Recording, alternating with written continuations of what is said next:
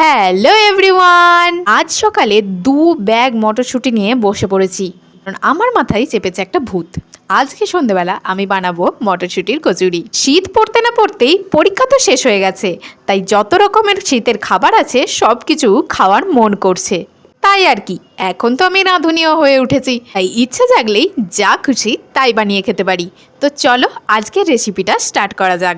আর তার আগে বলে দিই, 144 সাবস্ক্রাইবারের জন্য অসংখ্য অসংখ্য অসংখ্য ধন্যবাদ। যে একজন আমাদের ফ্যামিলি মেম্বার হলে তাকে আমাদের চ্যানেলে স্বাগত জানাই।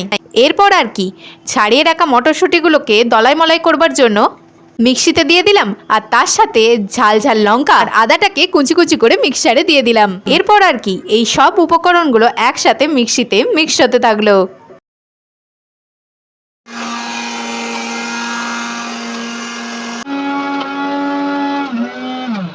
সব উপকরণগুলো মিক্সিতে মিক্সড হয়ে গেলে আমি তোমাদেরকে দেখিয়ে নিলাম কতটা গ্রাইন্ড হয়েছে।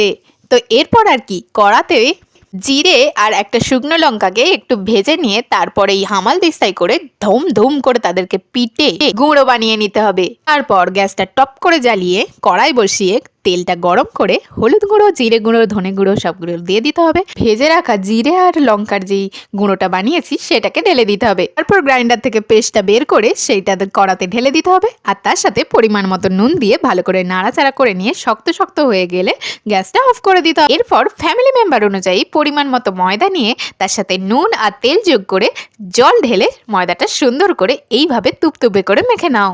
ময়দাটাকে হতে হবে অল্প শক্ত আর অল্প নরম। এরপর আর কি, লেচিগুলোকে কেটে নিয়ে পুরটাকে তার পেটের মধ্যে পুরে দাও। তারপর লেচিগুলোকে ভালো করে পাকিয়ে নাও। তারপর বেলুন চাকি সহযোগে তাকে চেপটে গোল গোল করে বেলে নাও। এরপর গোল গোল করে বেলা হয়ে গেলে গ্যাসে কড়াইটা বসিয়ে দাও, তাতে তেল গরম হোক, আর এইদিকে লুচিটা বেলে গরম গরম কড়াইতে ছেড়ে দাও।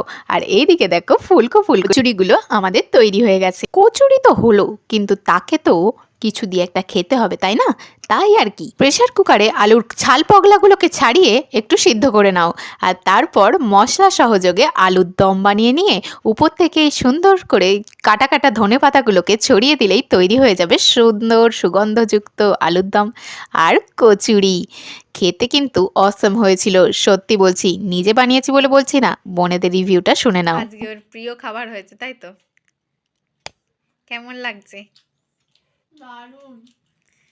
তো সব থেকে ফেভারিট খাবার কি? কচুরি আর আলুর দম। তুই বল এবার। তোমরাও কিন্তু চট করে করে খেতে ভুলো না, আর অবশ্যই জানিও আমার রেসিপিটা কেমন লাগলো। আজকের মতো বাই।